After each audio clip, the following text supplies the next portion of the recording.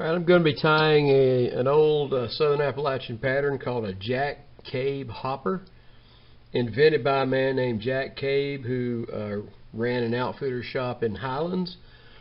And although it says hopper, it's going to look more like a stonefly imitation. This is fished as a dry fly, so you can definitely use it as an attractor dry fly. And it starts off, we're going to use black thread. This is a 3x long hook, size 10. And I'm going to start the thread out. And then this will have a tail that is red. I have seen these tied with red deer hair. I don't currently have any red deer hair with me. I'm going to be using red bucktail, do just the same.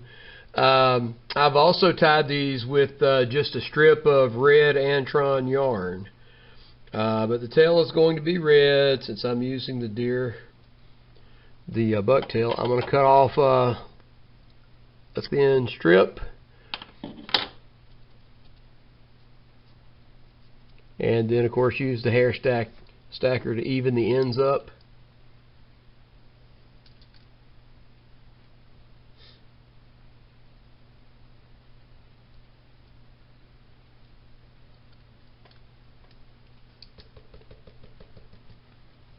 So after a trip to the hair stacker, the end should come out fairly even.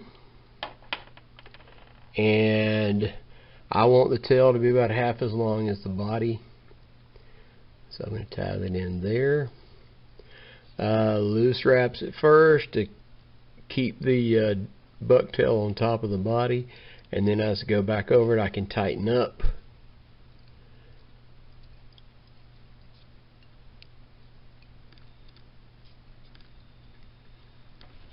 And then trim. Alright, part 2 is going to be the body. I have seen these tied and have tied them with a peacock herl body. The actual recipe calls for sort of a dark gray dubbing, maybe mole hair. I don't have any mole hair. I'm going to be using some dark rabbit dubbing. So I will wax the thread and get it ready for the dubbing. We're going to dub roughly 3/4 of the way, maybe not quite, a little more than 2/3. Don't ask me to tell you what fraction will be between those two, but here we go. So twisting the dubbing on the tying thread, and I like doing small sections at a time. You can end up with a more uniform body that way.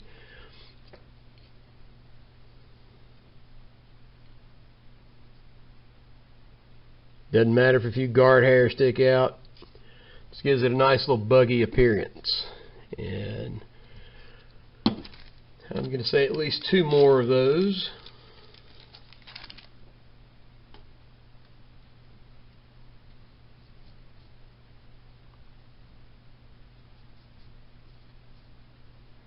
And for I know some people that really just don't like to fool with dubbing. If you learn how to do it, you can make some really good bodies. I guess you could also use a dark gray Antron or Polypro yarn for this body. And like I said, I have tied it before with peacock herl. Works just as well.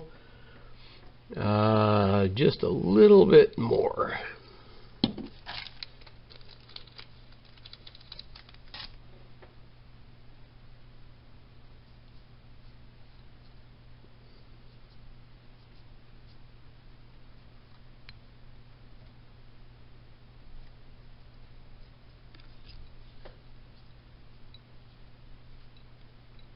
Go back over that just a little. And that's good enough. Alright, the next step is the wing. And I've seen this fly tied with just a white calf tail wing. The actual recipe calls for calf tail dyed tan. I know this is a little bit darker than you know, I guess maybe cream colored is the recommended color. But this is as close as I could get to cream without being completely white. Of course, you could tie this with a white calf tail wing. It's going to be easier to see. But we will follow the recipe.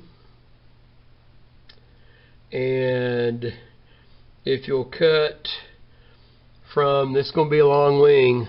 If I'm doing dry fly wings, I'm probably going to pick fur closer to the stump end of the tail. The fur or the hair near the pointy end of the tail is going to be longer. So I'm going to cut some from that section. And it's going to be a tied down wing style. The length of the body may be a little bit more. So I've cut off a strip. I'm going to put it in the hair stacker. So a strip about like that. And we'll put it in the hair stacker, try to even it up. Calf tail is a lot tougher to work with in a hair stacker than deer hair or buck tail because it is so kinky. Has all those little curlicues on it. And you know, you're basically shooting for as close as you can get on this. They're not going to be completely perfect matched up with the ends, but good enough.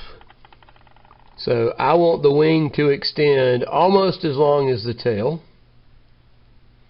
So I'm going to tie in right there with a couple of loose wraps because I don't want to be chasing the calf hair around the hook shank. Got a little dubbing still left on there. And then I will trim at an angle. So we sort of get a taper, and then tie the rest of that down.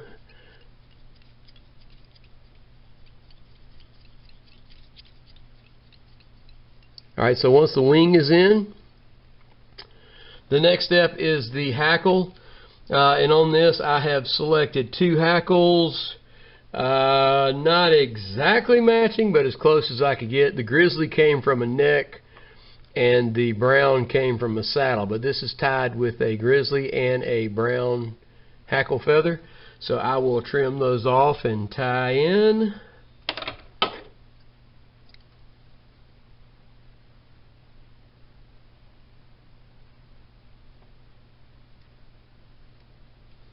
And I will start with a grizzly.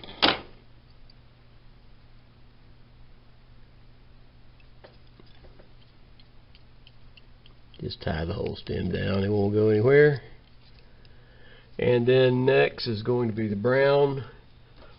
Now trim the fuzz away at the top, and then basically trim the stem so that it lays down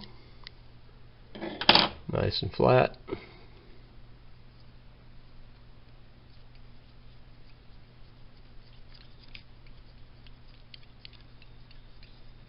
And then the final step is wrapping hackle. I have seen this done 2 different ways. I know people that will wrap one and then wrap the other. Normally I like to do that. On this particular fly, for me, it just seems to work easier to wrap them together. Approximately the same length, but just a little trick I do to keep me from letting go of one too soon. I will trim those off. So we start wrapping forward.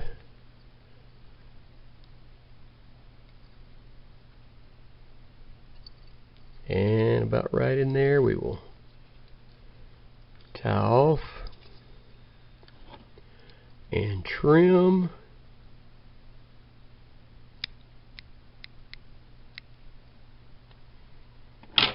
Then I'm going to make a few more wraps to clean the head up. Picked up a few fibers in there, we'll trim off.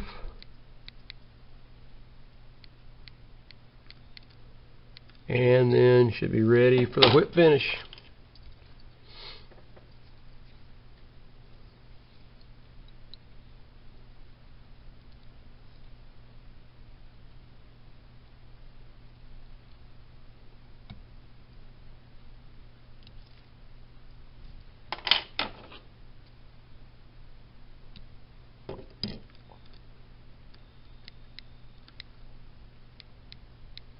And then last step is, of course, a little head cement on the top.